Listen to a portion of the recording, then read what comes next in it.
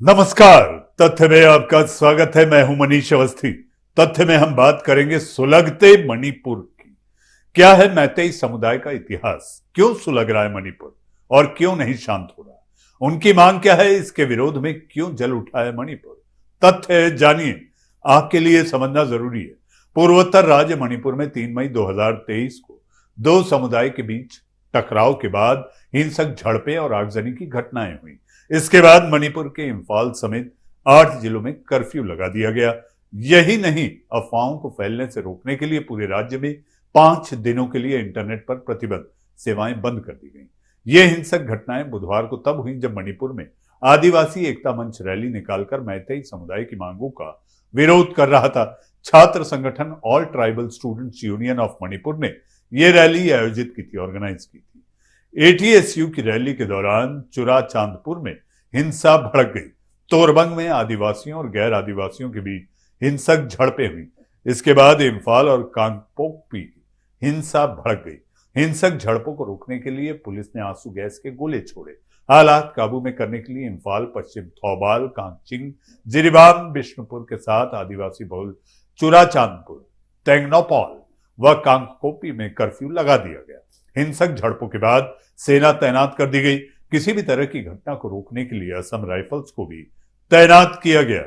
हालात बिगड़ने के बाद करीब 4000 लोगों को सेना के शिविरों और सरकारी परिसरों में ठहराया गया। मैतेई समुदाय की किस मांग पर हो रहा है विरोध? मणिपुर में मैतेई समुदाय को एसटी कैटेगरी में शामिल करने की मांग काफी पुरानी है, काफी समय से चल रही है।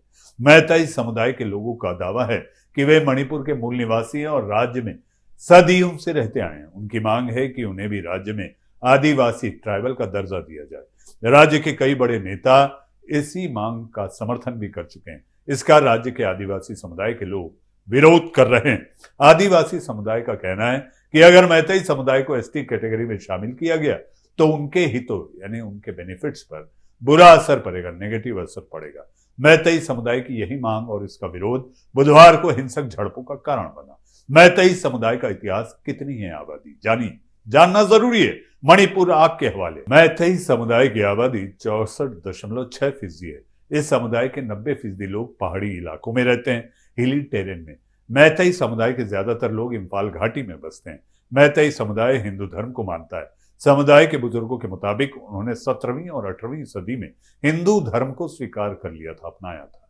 बता दें कि मैतेई राजाओं का शासन म्यांमार में छिंदविन नदी से लेकर मौजूदा बांग्लादेश की सुरमा नदी के इलाकों तक फैला हुआ था। भारत में शामिल होने के बाद यह समुदाय राज्य के कुल भौगोलिक क्षेत्र के 9% भूभाग पर ही सिमट कर रह गया। मैतेई समुदाय का राज्य में राजनीतिक प्रभाव, पॉलिटिकल इन्फ्लुएंस। मैतेई समुदाय का सिर्फ राज्य की आबादी में ही नहीं, राजनीति में भी बराबर का प्रभाव है। आंकड़ों के मुताबिक राज्य की 60 में से 40 विधानसभा सीटों पर मैतेई समुदाय का जबरदस्त असर है। मैतेई समुदाय के ज्यादातर लोग इम्फाल घाटी में रहते हैं। वहीं राज्य की 39 विधानसभा सीटें भी इम्फाल घाटी से आती हैं। इसलिए राज्य की सत्ता की चाबी इसी समुदाय के हाथों में मानी जाती है। बता दें कि इस समुदाय की बड़ी आबादी हिंदू गौड़ी वैष्णव संप्रदाय को मानती है। वहीं 16% मैतेई मणिपुर के साना माही धर्म को मानते हैं। यही नहीं है, मैतेई समुदाय के लोग आदिवासी परंपराओं का भी पालन करते हैं। समुदाय का दावा है कि म्यांमार और बांग्लादेश में बड़े पैमाने पर अवैध अप्रवासन बढ़ रहा है। इसका असर उन पर पड़ रहा है।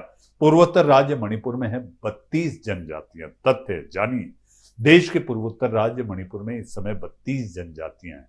इन जनजातियों को किसी भी कुकी जनजाति, किसी भी नागा जनजाति के तौर पर बांट दिया गया है।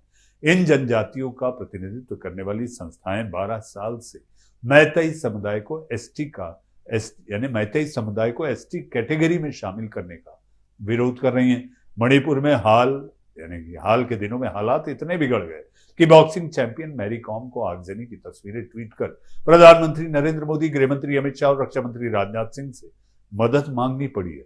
अब यह पूरा मामला राज्य में आदिवासी और गैर आदिवासी समुदाय के हितों के टकराव का बन चुका है। जी हां, यह आग कब बुझेगी? भारत चाहता है कि पूर्वोत्तर का कोई भी राज्य सुकून से रहे, शांति से रहे, अमन चैन बरकरार रहे। और इसी बात को लेकर मुझे ऐसा लगता है कि कोशिशें भी जारी हैं, लेकिन लोगों को भी समझना होगा जी हां, कि आखिर ये दोनों के टकराव में फायदा किसी का नहीं और आगजनी थमनी चाहिए। तथ्य में आज के लिए फिलहाल इतना ही। नमस्कार।